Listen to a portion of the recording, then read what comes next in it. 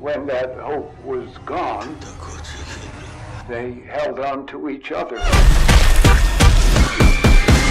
No, you don't understand!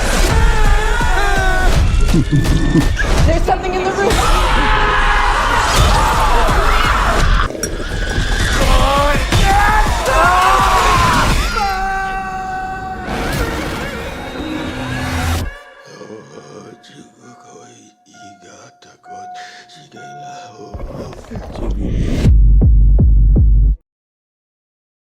From Season 4, Episode 3 is out, and we're getting more questions than answers, especially from the boy in white.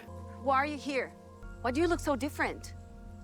Those are the wrong questions. Dude, just tell us! Just tell us what's going on! Please, I'm losing my mind! Anyway, it's nice seeing Fatima and Elgin talk about things reasonably, considering everything that happened between them. And by the end of this video, I'm going to be theorizing on whether this is a genuine friendship or Fatima's just using him to try to do something specific. And we'll also be theorizing on what a potential clash between Sophia and Sarah could mean. But for now, Sarah starts off this episode applying to be its new dentist. I'm wondering if this has any relation to the monsters taking something of their victims, meaning the two share more than just some similar traits. We get an awesome conversation between both Boyd and Jade, and considering some of the episode descriptions, I'm thinking their teaming up for searching for answers is what's going to drive the entire Season 4 plot, potentially leading to either answers or an even bigger threat. And considering Jade continues to isolate, I'm thinking whatever he does find won't be good. We then cut to the funeral, catching Ethan wrapping what could be an early iteration of the man in yellow's jacket, being told by his dad that a man wears a suit to show respect. If the man in yellow isn't actually necessarily a villain like I theorized in previous videos, and knows that when people die they'll wake up just fine, then potentially him wearing a suit is sort of a sign of respect as he sends them back to the real world. As the family walks up, it was cool to catch a glimpse of Fatima showing so much concern for Julie as they are friends. Last Julie heard of Fatima, she was missing and Tilly was murdered. If only her dad didn't just die, then maybe she'd be more apt to catch up. Unfortunately, this funeral is also being attended by the murderer of both bodies being buried. But notice how some crows show up yet again, and I get while Tabitha believes they were a kindness of ravens, you can tell by the tale that they are in fact crows. Was this a dark foreboding omen? Maybe they were mocking them like Julie states? Or, judging by Sophia's uncomfortable reaction, were they there to make sure that they wouldn't take any part of Jim's corpse? We later cut to a diner where everybody's having a meal that Bacta's making, yet we don't get to see Bacta. Either way, Victor continues to be one of the more wholesome characters on the show, struggling to show his condolences to Ethan for losing his dad, all while Sophia suspiciously watches. I'm wondering if she actually recognizes Victor. Interestingly enough, despite the entities knowing everything about the residents, Sophia has to dig for answers about the Matthews family.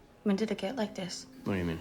For a long time, people were safe. When did that change? And ever since then, things have been bad? No, that's not what I mean.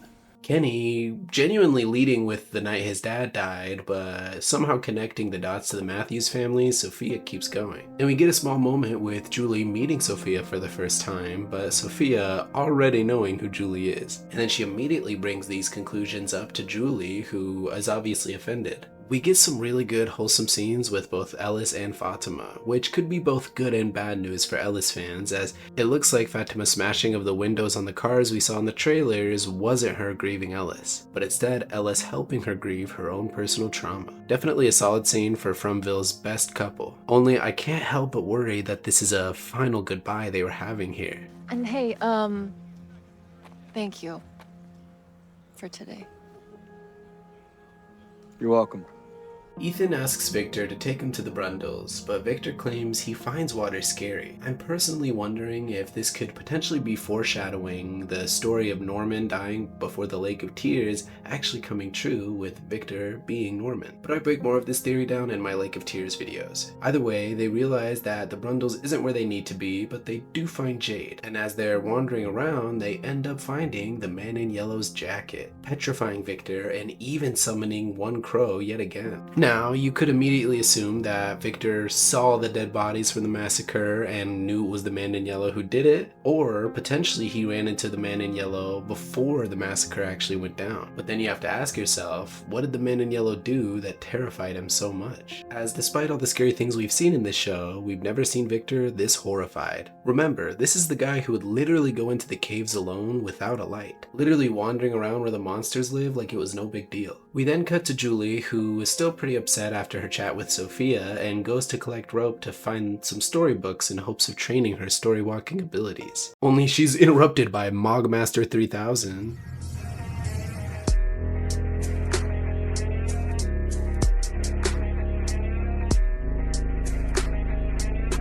I don't know what he was hoping to achieve by surprise mogging her, but he did go along and assist her in her journey. I did really enjoy the moment of Julie recognizing the spot in the colony house where she actually talked to her dad while he was trapped, as there was a lot of emotional tension built up that never really paid off. Only now, with Jim actually being gone, it finally concludes this entire emotional arc. And I already knew Hannah Cherami was a pretty solid actress from her Van Helsing days.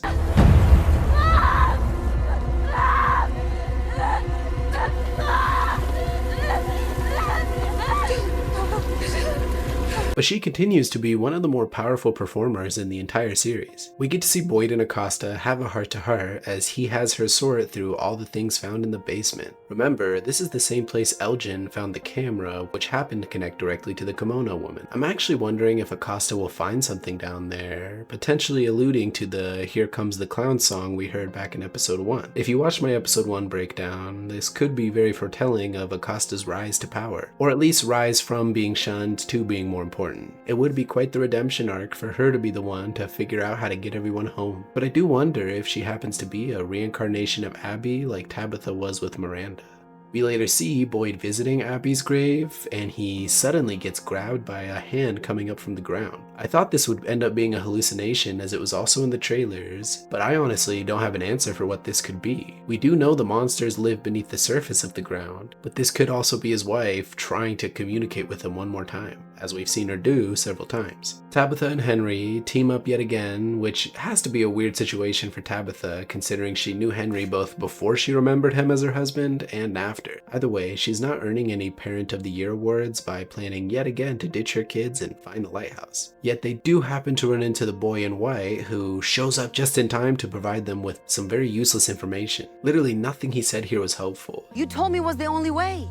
It was, but that was before. But before, okay, you need to stop talking in riddles. Getting so close now, but I'm afraid you're running out of time. He didn't even give us any clues as to why he brought Henry to town and what changed after to ruin his plan. Was it Boyd's turn to the dark? Was it Tabitha and Jade's song they played? What was it? But then we're also getting some interesting build-up between both Fatima and Elgin. I'm wondering if what she's trying to build actually relates to what she saw in her vision, potentially recreating the bloodstones we saw that maybe took place where the ritual happened. But the real question is why? And if Ellis really does end up dying on this food run, then it really sucks she didn't at least be open with them about what she wanted in the end. If she's remembering stuff, she should bring it up, as Boyd was desperate for answers just the other day. But now I want to go ahead and go into a theory section revolving around both Sophia and Sarah, and I will actually be discussing different trailer shots and promo shots we've seen so far, so if you don't want any potential future spoilers, feel free to click out now. A like and subscribe would be great though. Either way, we see as Sophia was successfully manipulating Kenny with some clean dialogue. His concern and confusion for her actions was genuine, and he probably didn't even realize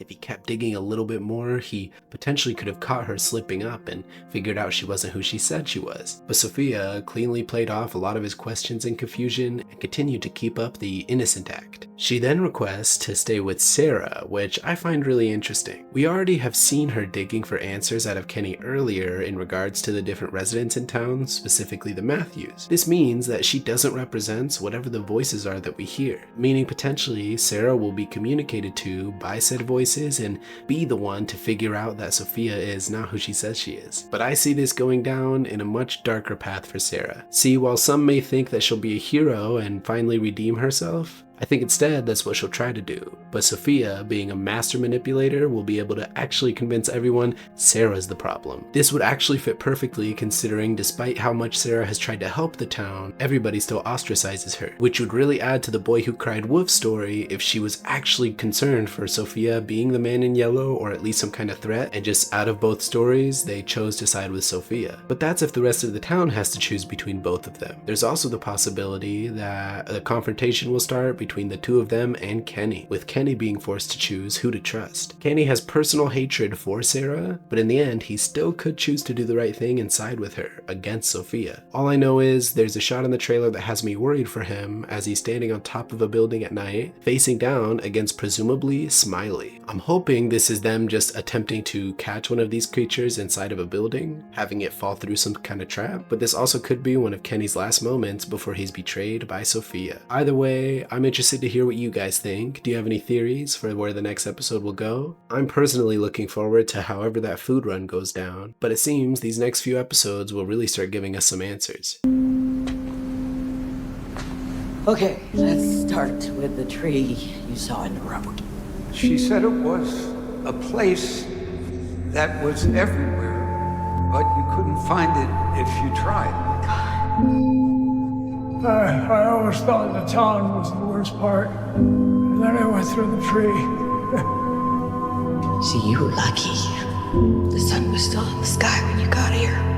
People came to help. Not everybody gets that. Those things out there, they like to hunt. They like to play. Everybody here just talks about how afraid they are of dying. They're coming. I don't think that's the worst thing that can happen to you here.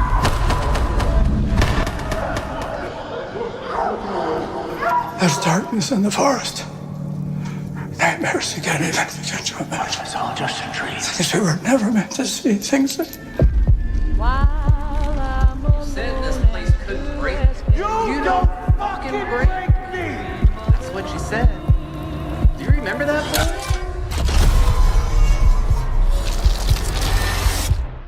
We don't have time for it.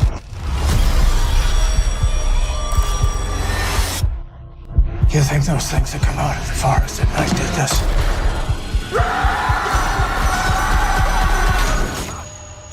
They're just the tip of the spear. You can't go to sleep. Do you understand what I'm saying? Are you listening to me? The talisman will not protect you. There is nowhere that you are safe. No. No! Do it!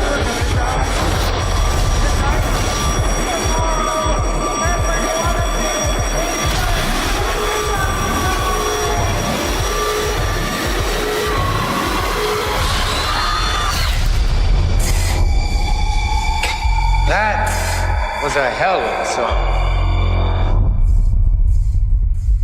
Knowledge comes with cost.